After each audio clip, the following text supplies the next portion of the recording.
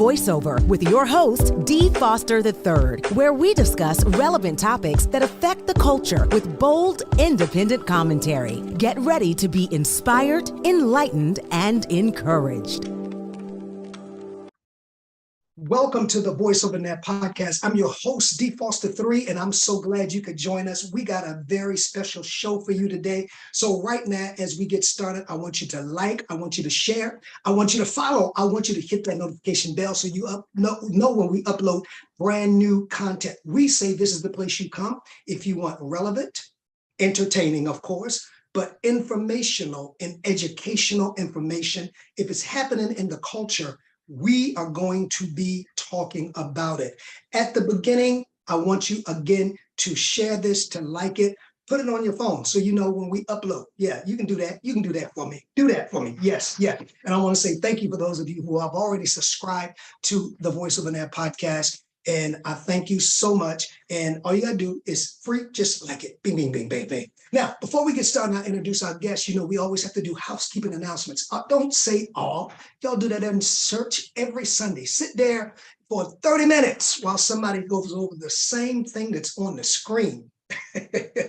Yes. So, but anyway, I want to remind you every Sunday morning at 7 p.m. Eastern Standard Time, right here on WPBMediaNetworks.com, you can connect with us with what's called the Voice of Hope Connection. It's just a few minutes where every Sunday morning at 7 a.m. Eastern Standard Time, I give a word of encouragement to help you get through the week. It ain't long, it ain't deep. We hit it, we quit it, and then at 7:30, you can connect to our Voice of Healing community prayer call. That number is on the screen. It's a call where people of every faith, every race, every denomination, we have all things in common is that we all need healing in some way or another. And so feel free to jump on that call. You don't have to say anything. That's 7:30 a.m. Eastern Standard Time, each and every Sunday.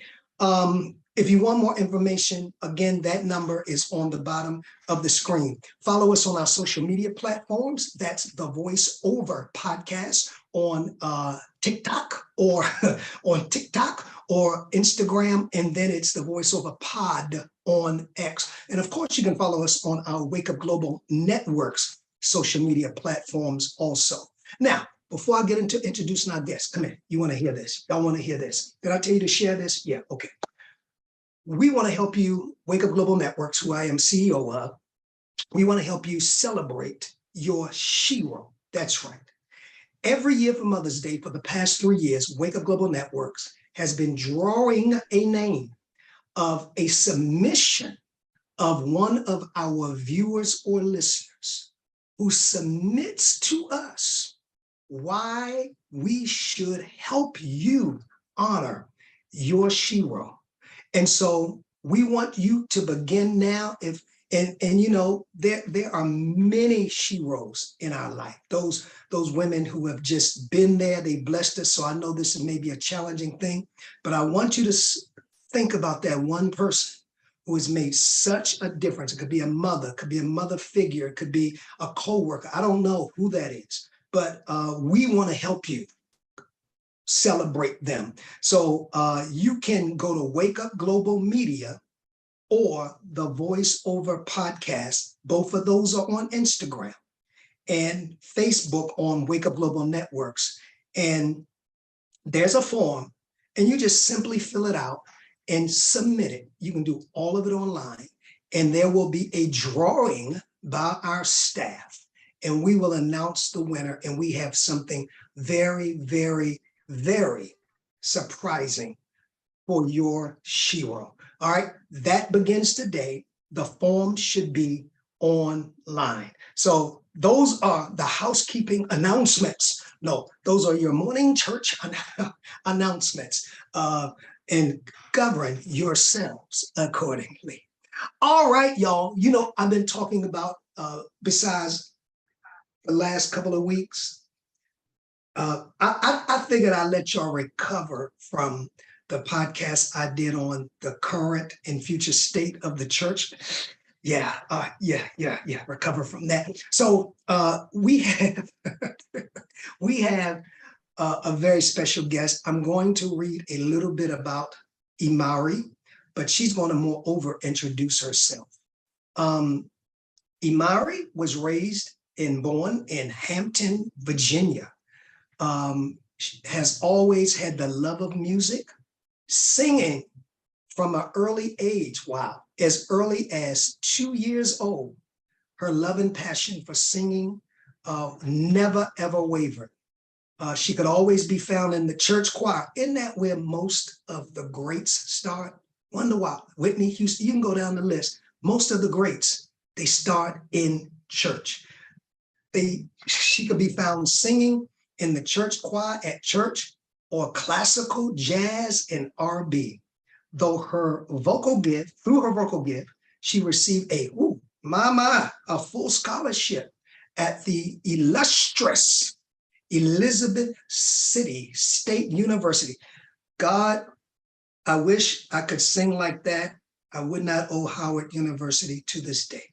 Amen. So, but anyway, y'all know we have fun here. Don't come on here real deep and serious. This is the voiceover now, right? So we this is how we carry. We carry like this, right? So anyway, we don't get serious in a minute. But anyway, so it says that she was a member of the university choir, where she was classically trained as a music performance major. And during her college years, she had the opportunity to open for Deborah Killings and Leandra Johnson, my, alongside her fellow choir mates. Additionally, she had the opportunity to perform the infamous "I Know I've Been Changed" in front of former Moses Hogan singer, where he named her lungs as steel. And I could go on and on and on, but she's going to introduce herself. I am so honored, as we've been discussing music, the importance of music, the state and the future of music. I thought it not a robbery to have on this human musician. You know, music is inside of us. And I am honored to have Imari, very seriously, on with us on the Voice Over Now podcast. Imari, welcome. Thank you so much for having me. Thank you so much for being a part. What a biography. I mean, you have done so much in just a few short years. And so this speaks to me of the grace of God that is just on your life and your ability to work hard and do what you have to do to see your vision fulfilled.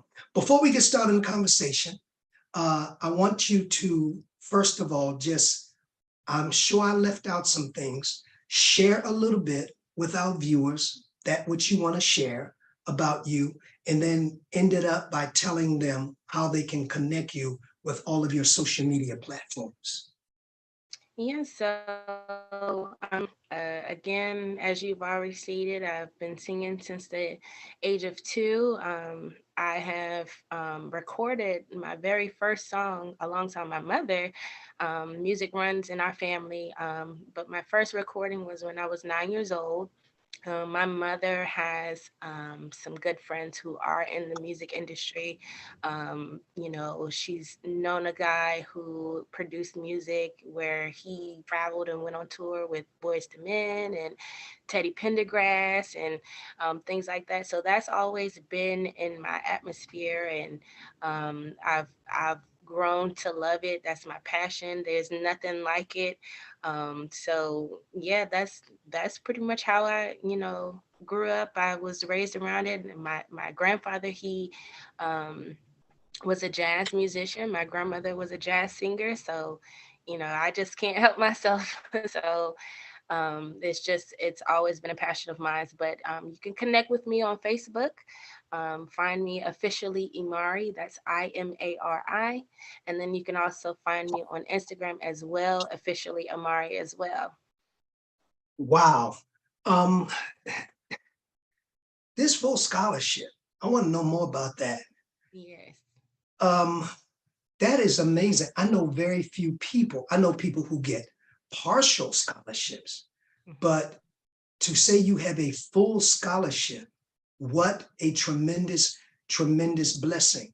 What is your I'm assuming your major was in music also? Yes. Your major was in music. Now, how can people connect with you? You have a single out, and I want our viewers to make sure they go to your platforms and purchase a copy of your single, because I am big on us supporting our upcoming, our season artist that's making conscious music, music that is ministering to our souls and not diminishing and taking away. So how can people get a hold of you, number one, and how can they access your music? Yes, so if you want to book me to come and do performances, I do, little performances, private performances such as like weddings or funerals. Sometimes people call me to come in for church. So there's no limit. So you can reach me via email. That's officially imari@gmail.com. You can purchase my song on Apple Music. It is also on Spotify and YouTube as well. It is called Breathe Again. As you stated, it is my first single as an independent artist. And I'm really excited about it. It's been doing pretty well. So now I can now put on my resume that I am now an international recording artist. So I'm excited about that. That's big for me. Absolutely. Congratulations also. Congratulations. Um, what, as we get into this conversation about music and the industry and where you're going, give us a little bit about what was your life like growing up? Did you always know from a child that you were gifted and created for music, or was kind of something that you stumbled into? Because both happen to people. Some people just come here with a knowing, but then some stumble into what they're supposed to be doing. How did you discover that this was my gift, music and singing? So when I started, my parents used to record me and my brother. I'm the youngest of four, but my parents, they used to record every little, event or occasion, and sometimes just because moments on their camcorder. And I remember that I was singing at the age of 2. I was singing a Hezekiah Walker song, and my mom, played it back for me, and I'm like really into it, and I'm giving all the emotions, and I was just really feeling it. And she was like, "That's why we started recording you."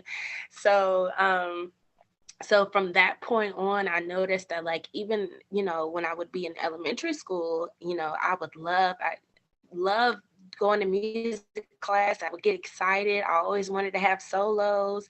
I even, have been asked to sing the national anthem over the PA system. So it was those moments where I'm like, okay, I can do this all the time with no hesitation. I have no issues with doing it. So that's when I realized at that young age that this was something that I wanted to do for the rest of my life.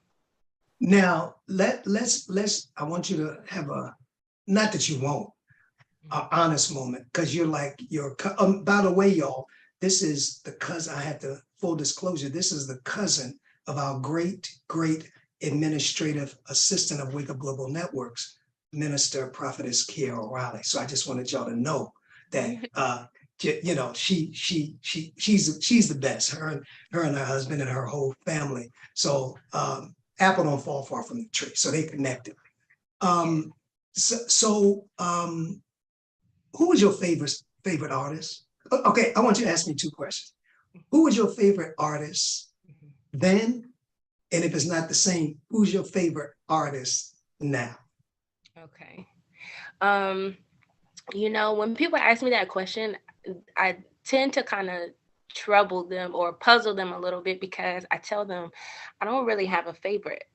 And the reason being is because I am so in tune with many genres, such as like classical music. I can tell you picks from Mozart or Beethoven or Chopin, things like that, and then go over to gospel and tell you who's my favorite, what's my favorite go-to, such as like Mary Mary or Kiara Kiki Sheard or Yolanda Adams, Fred Hammond. Those were my go-to then. I used to use classical music to study and do homework with, and I started picking up when I recognized that I had an ear for music, not just a gift for music, was when I would listen to classical music.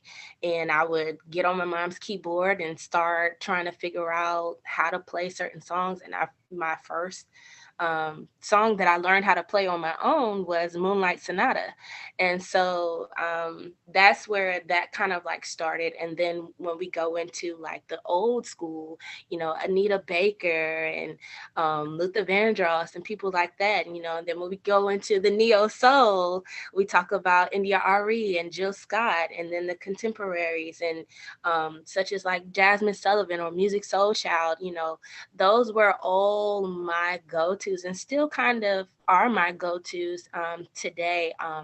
But in terms of a new artist that I am kind of like on a wave with is an artist named Masego.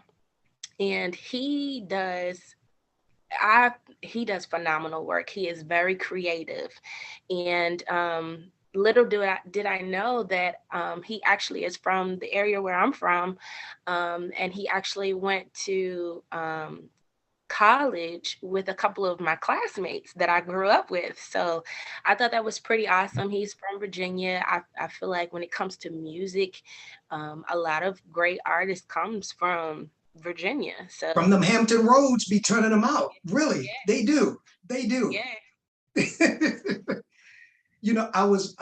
I'm like you. I like peculiar music. I'm not into mainstream of anything. Mm-hmm. There's a sound I look for. I'm not really a lyrical guy. It's a sound. So when Jonathan Reynolds first came out with his guitar, right? And everybody was like, oh, he not gonna, I'm like, no, this dude got some. He got a sound. Now, lyrically, that's your opinion. But and when you mentioned India Irie, for me, there's a particular sound that I listen to. So it sounds like you kind of the same thing, that it's not necessarily lyrical, but what are those sounds and I used to do the same thing in school, because there's something about you mentioned classical music is proven it stimulates the brain. As a matter of fact, they said it's good when you put classical music when a baby is trying to sleep, that you play classical music, because that kind of sound, again, is wiring the brain. And I always say that God has a sound, and sound is very important. Every generation, like you, I listen to your music, you have a sound of the current generation. And I think artists come into their giftings based on the sound that they bring to us. What is your thinking on the sound piece versus the lyrical piece? Yes, I agree. When it comes to the sound, I tend to dissect. So when I listen, I'm listening to specific parts, or how did they do this, how did they articulate this, what dynamics did they use, and why did they place it there, to try to understand the song. And then I go back and I listen to it again, and then I listen to the different moving parts, such as like the backgrounds, or the main vocals. And I feel like that's important to be able to connect with a song. And I think that a lot of the times, a lot of people don't do that. People kind of go into it and listen to lyrics first, Mhm. instead of listening to the actual music, because music is universal, right? Anybody and anywhere can come with a song, and if it moves you, it moves you. Mhm. So I think that that's important for people to kind of listen to the sound, because they miss it, so. With Imari, with all that's as we take a turn, with all that's going on in the music industry today, and we know, unfortunately, there's the P. Diddy situation, there's Cassie, there's a whole lot of stuff going on in the industry that's coming out that, for years, certain things have been rumored, and that's why there have been artists who've gone independent, and we'll talk about that in a minute. But as a artist, and not just a gospel artist, but an artist that you are with access to all genres of music. What is your thought about some of this? And is it surprising that this is coming out? And I just wanted to know, I have a thought, but I'm not in the industry, but someone who is, and I don't want to say industry like you're in that, but as an artist, do you have any thoughts about what's happening in that industry at this time? Yeah, I'm not surprised. And the reason being is because when I was in high school, roughly about my junior or senior year, I was trying to get in tune with writing. My mom, she can write a song all day long, and I felt like God only just gave me the gift of voice. He didn't give me the total package like he did my mom, right? And so when I tried to do my first song, I wrote it out, and we went to another friend of hers, who he actually went to Berklee College of Music in Boston, and his classmate was Layla Hathaway. So we went to his studio, and I recorded my very first song, right? And the first song that I recorded, as I mentioned earlier, when I was 9, was a song that I did with my mother. That was a duet that we did together. But my actual song that I wrote was when I was in high school, and we sent it off to Warner Brothers. And Warner Brothers wanted to give me a record deal. Um, we respectfully declined, simply because of the fact that they were trying to change my image. And,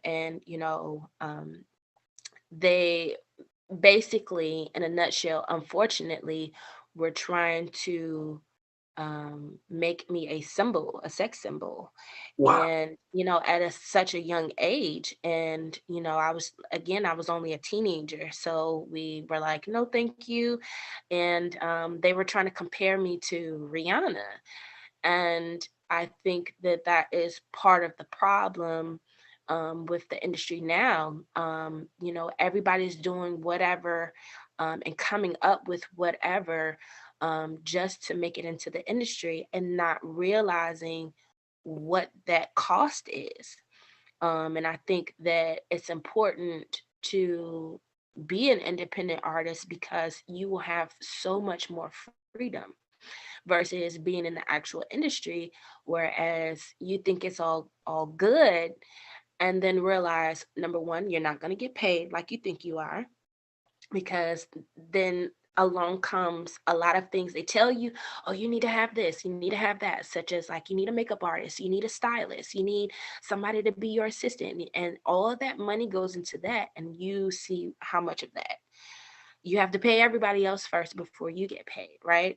And then not only that, but they try to limit you. No, I don't think that we should go for this sound. I think that you should do more of these things. And because your contract says you have to do as I say, unfortunately you have to do as I say until this contract is no longer.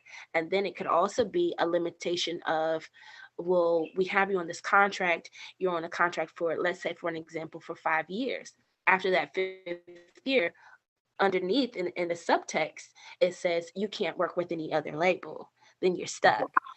So that's why I feel like it's important for people who really want to go into this, and if they are willing to put in that work, it's important to be an independent artist because you'll have so much more freedom. You don't have those limitations or somebody telling you, no, we should gear more towards this or we should do more of this. And that's not who you are. Stay true to who you are. And that's why it's important. Wow, you opened up so many things I want to dive into. I want to go rewind. Hmm.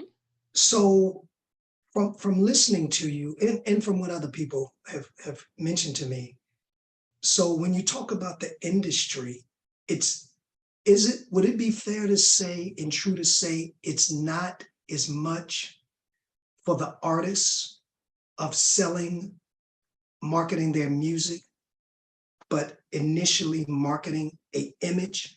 Because that's what I heard you say, that the first thing they wanted to do, forget your music, right? Forget your talent, forget your ability. At the top of the list, we have to make you a sex symbol, whatever that is. We have to change your nature and market it as a type of Rihanna. So how much, in your opinion, in your experience, is it image versus talent or art, if you understand what I'm saying? Hmm.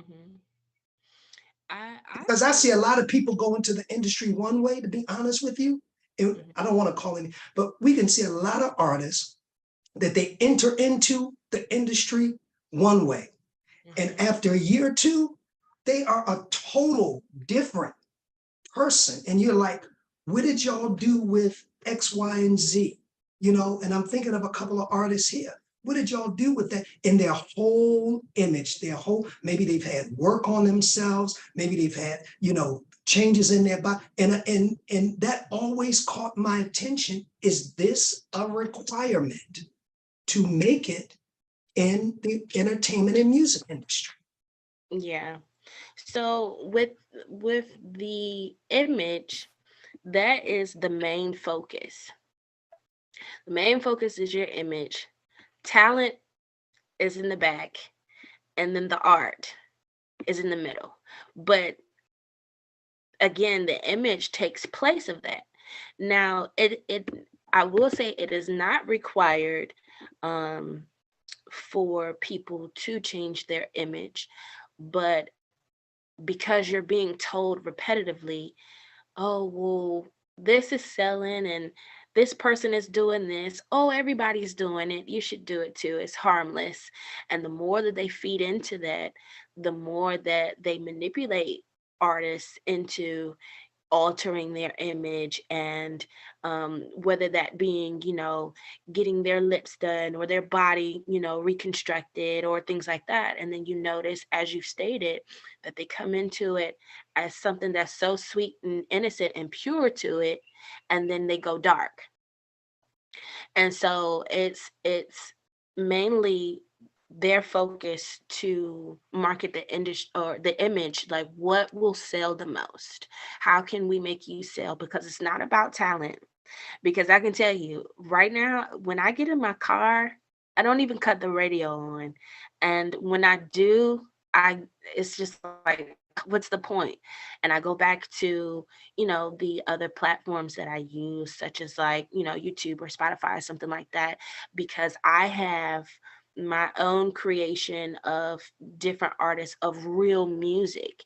Because, these artists now who are in the industry, that half of the time you don't know what they're talking about.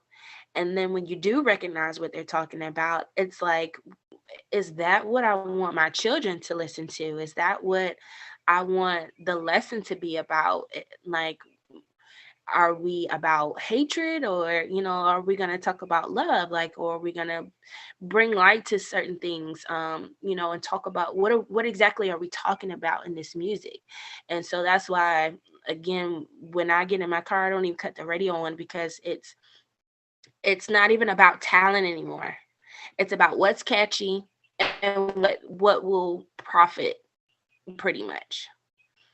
What is your opinion on auto tunes? Because I've heard a lot of people say one of the things that has kind of messed the industry up is the introduction of auto tunes, which means nothing is original, not even some vocals. Everything is coming out of computers. Do you think that helped, hampered, or it depends? I feel like it depends. It depends on how it's being used and how often it's being used.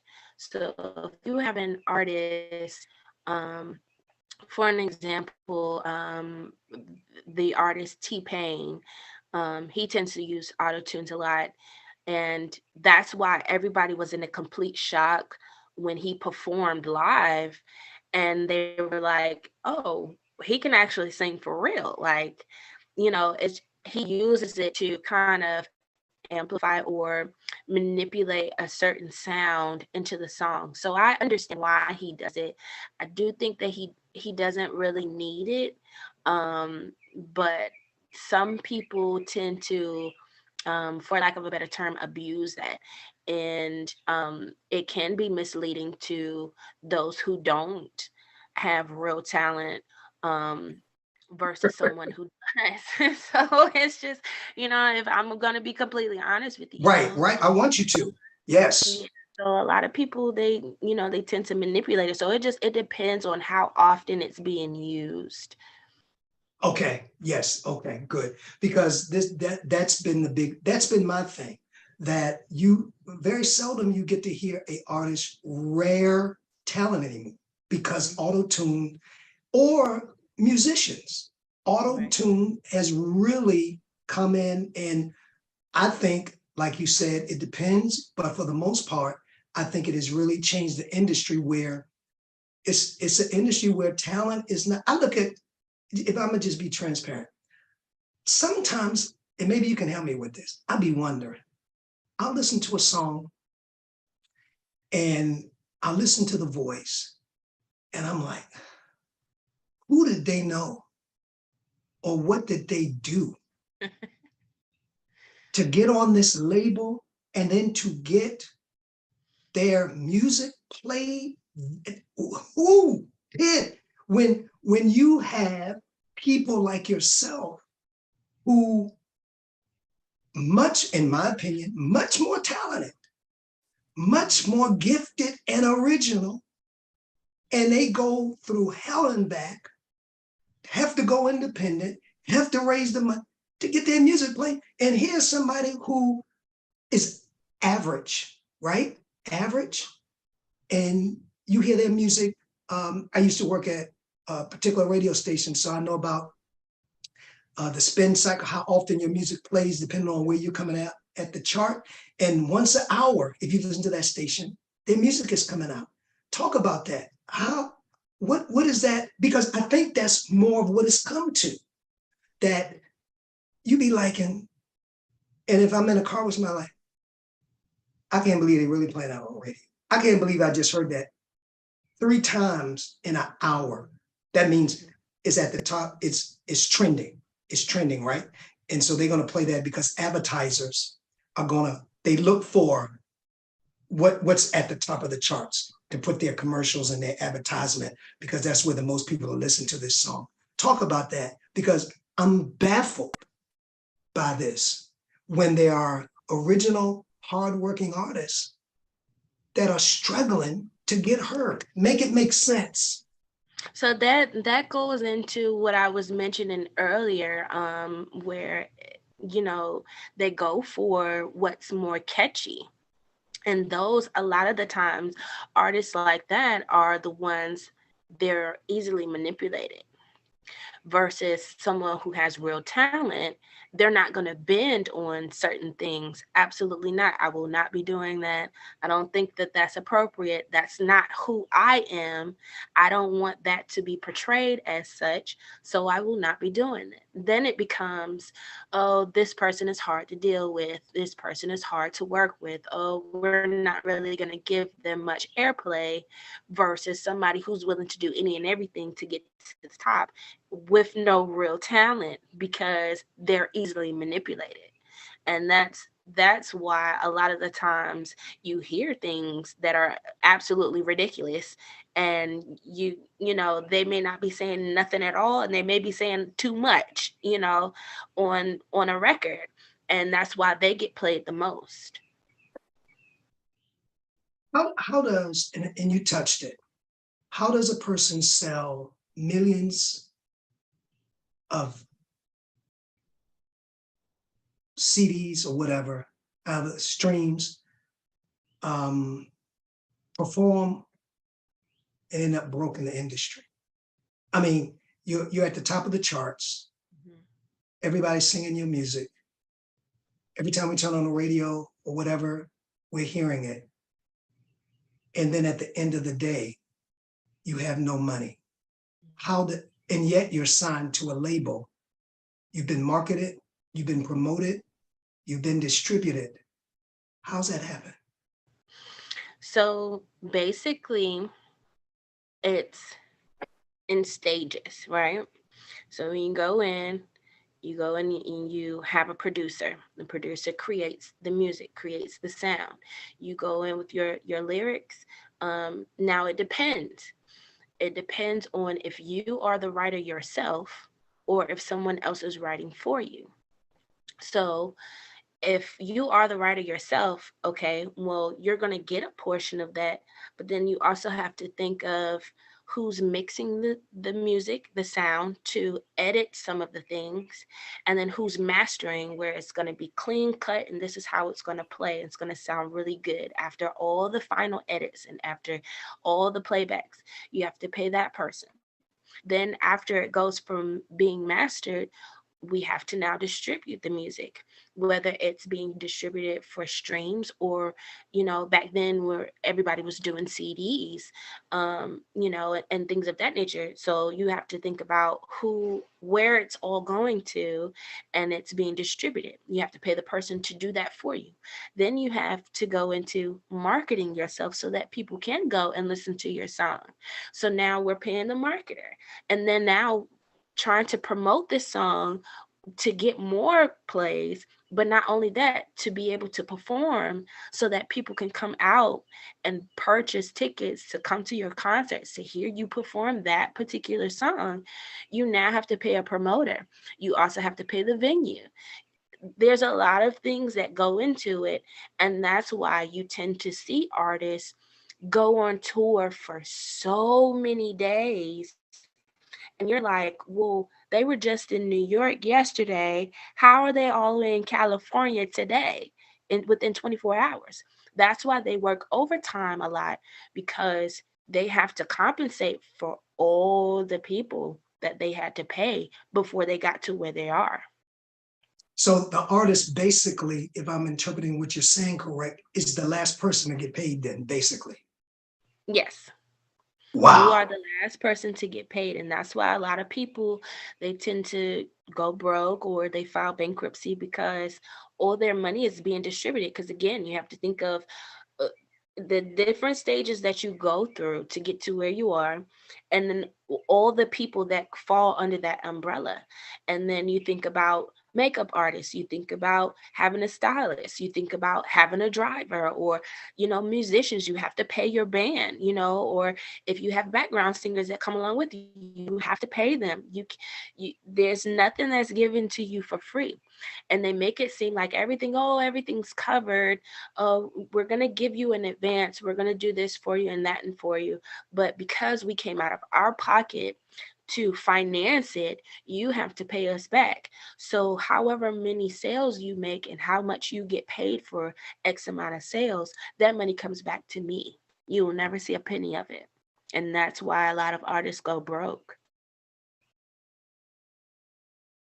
What did you feel like when you declined Warner? Did you ever get to the point where you regretted declining to sign with Warner and say, I should have? Or are you glad that you made your decision? Initially, when I found out that they were trying to change my image and they wanted me to be more like someone else, no. And I'm gonna be transparent. When they told me, or told the person who was conducting for me, he stated, they say you sound like Rihanna. And during that time, I had no interest in Rihanna. I felt like she had no talent at all. She could not sing, in my opinion, and everybody else loved her. So I was just like, oh no, I don't sound anything like her. I don't want to change anything about me. I don't want to be like her. And then, of course, naturally, years later, I felt like, well, dang, what would life be like now for me if I did say yes, Um, but I'm still grateful that I didn't, because again, seeing throughout the years, because I'm very observant, and I tend to like to study and see what's actually happening that everybody else is missing.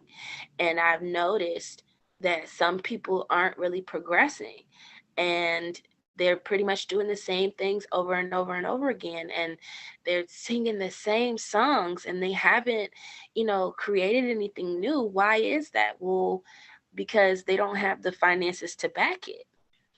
So that's why they have to, again, keep working so hard. And it's just like, I don't want no parts in that. I don't want to fall in that category of, you know, um, going into the industry and then I'm not getting anywhere. And a lot of people, used to tell me all the time or ask me, you should do American Idol. You should do The Voice. And I would, at first, of course, I'm like, yeah, I would love to audition and be on the show. But then as I started watching, you notice from the beginning of time, each artist who final in the last round and won the actual American Idol, they always mention about having a deal with Ford. They get a car, they get, they do a song, or they get signed to a label or what have you. But you notice it stopped after they won, and after they Mhm. aired, you don't hear nothing else from them. You don't see them anywhere or anything. I feel like Fantasia was the only one who really pushed for it because she really wanted it. And that resorted in, she got her limited contract, she did her music, and then after that she fell off. And then the next move that she made was she got on reality TV for a little bit. And then the next move she made after that, because that started becoming detrimental to her family dynamic, she didn't want to do that anymore. So the next move she made was, now I'm going to start doing Broadway. And she did Broadway for quite some time. And then the next move she made was, okay, now I'm going to re release some new music. And she did that in the midst of her Broadway before she completely stopped doing it. And so that was something that I recognized early on, that it's not worth going to these TV shows who make it seem like we're trying to help you. It's only for their entertainment, Mhm. for their sales, and yeah, to get you exposure, but that exposure only goes but so far. So that's why I've never wanted to or had any interest in doing things like that, because what's the point? I want to commend you. I said this in our pre-conversation a couple of weeks ago when we first met.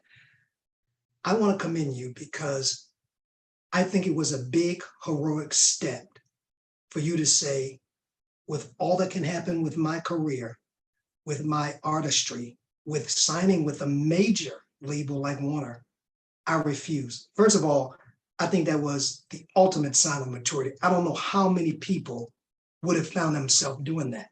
Mhm. I also want to say and commend you that you have done something that I am a proponent of. And this comes out no matter what I'm doing, whether I'm teaching my class, whether I'm doing podcasts. I am begging people almost that we're in a time where you must own your artistry and your voice. Mhm. It is key. Yes, as you and I talk, and as we close, I'm gonna let you expound on it from a personal experience. But as you and I talked, it can take longer. It's more difficult because when you're with a label, they put the money behind your promotion. When you're with a label, they negotiate with radio stations to get your music played. And of course, the more your music is played, the more your music is heard. The more your music is heard, the more your music is bought. So that's a given. You get put on tours, you get on other people's platform. So you get all of those bells and whistles. But, and I guess this comes out of my prophetic insight, at the end of the day, as you have so craftily laid out for us today, you don't even own you. Mhm. You don't own your music. One of the things I loved about Prince is after Prince went through that thing with his label and he had to change his name to get out of it, Prince said he would not put anybody on his labels, and this is a whole different stuff, that didn't own their master, because that's where the power is, owning your masters. Mhm. You laid it out. You don't own anything. And I am a proponent, because of the times I believe we live in, that we must begin to take ownership, whether it's artistry, whether it's music, whether it is ministry, whether it is a business.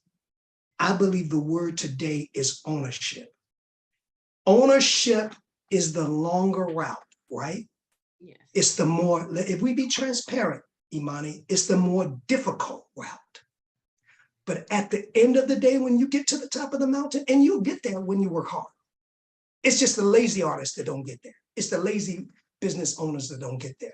You will, the law of averages say, you will get there if you keep your integrity and if you keep your character and work hard, you'll get there. And the reward won't come, in my opinion, until you get to the top. And ain't nobody pulling your strings. And ain't nobody telling you what you can't sing. Ain't nobody telling you what you can't and can say. That's called owning your voice. Mhm. So I had to say that. I've listened to your story. I commend you, because especially as an upcoming artist, I don't know too many people would have did that. They would have taken the shortcut and say, rebrand me, sell me as a sex, do whatever you got to do. I just want to be famous. I just want to be known. And I know people like that. But when you get, and I always say it like this, that works as long as you don't divert from the script. Mhm. Because when you're bought, there's always a script handed to you. And we see that all the time, right? Artists who say, I don't want to play by this. Prince was one. He was like, Michael Jackson, I don't want to play by this script no more. Mhm. And we see what happened. What's your thought on that? And as we bring this to a close for now, but you got to come back because we just get, what is your advice as you comment on it to those who saying, I want to be in the industry. I want to be famous. I got music. I got talent. Give them some sage advice, Iman. Well, my advice would be to pay attention and to stay focused and make sure you go over everything and understand what it is that it is before you. And if this is something that, something that you think that you want to do, go for it. But make sure you have a clear understanding of what it is that is before you, because so many people miss that. And it's because they're so quick to just write on the dotted line. If you have an inkling that something doesn't feel right, or that's not something that I would necessarily do, I would not recommend you doing it. Simply because at that moment, again, as you've stated, you don't have ownership. You have ownership. You don't even have ownership of yourself. And a lot of people don't know that, or they don't understand that. And so if you ever want to go into the industry again, you have to make sure that you understand what it is that it is before you, and that you are willing to make that sacrifice. And if that's not something that's for you, don't do it. It's always better to be an independent artist. As I mentioned before, Masego is a new artist that I've come to love over the last about 5 or 6 years. Um, he did a song, and it was called Tadao, and that song blew up. And he did an impromptu um, on that song, and that song blew to past his imagine. And he's now traveling the world. He's created other music. He's even had opportunities to record alongside some other known artists, whether that be some reggae artist, or from Jamaica, or somebody that's kind of known that may have been on TV before. He's been traveling overseas. He's been traveling over to the islands, the UK, all of those things, all because he stood his ground and remained an independent artist. And his one song surpassed anything that any other artist in the industry could have done. So that's something to think about and to consider. If you want to be on that path, then your best bet would be to be independent, where you can have ownership of not only yourself, but as well as your music, so you can be able to freely do what you please, and to share yourself as well as your music to the world. Wow, we got to have part two on this. We just jumping into this. And I just want to say thank you so much for being on. Thank you for being transparent. I want y'all to go hit her up, go to her platforms. If you just coming in, rewind to the beginning, watch the replay. She gives all of her information, how she can be contacted. And I want you to support. And that's a part of it too. When artists have the gumption and the courage to go independent, then we have to support them. That's the other piece. Since they don't have big labels, advertising, marketing behind them, then it's up to us. So I want you to rush right now to her websites, okay? And I want you to download, go to Apple. I think she said, was it Apple? Spotify and YouTube. Exactly. And pay for her music. That's right. That's what that's the part two we got to talk about. Okay, if an artist is going to be free enough to be there and own them, they have to have financial support. Every vision needs provision. So I want you to go over and show her some love and make comments and encourage her. Imari, we're going to have you back. I want to say this prophetically. With all that's going on in the industry, unfortunately, many lives are being torn apart. There's a reckoning that's happening. But I see in the distant that this is going to bring a much needed change to the music and entertainment industry. That after all of these, and I'll say it, and I did a video on this, gatekeepers are exposed. I'm believing that people with integrity, character are going to be prophetically put in positions over these, and even an emergence of new labels, that people can feel free to come into the industry without worrying about abuse, image change, manipulation, and domination. I'm telling you. And I think that this awful thing that we're going through with seeing the exposure of what we've been knowing that's happening, but now is the time that it is being revealed. It's going to move some of this aside. It's going to move the casting couch aside. You don't have to sell yourself to get your talent recognized. And I believe that this is a part, and not to turn real spiritual, but this is practical. This is a part of, in the kingdoms of this world are become the kingdoms of our Lord.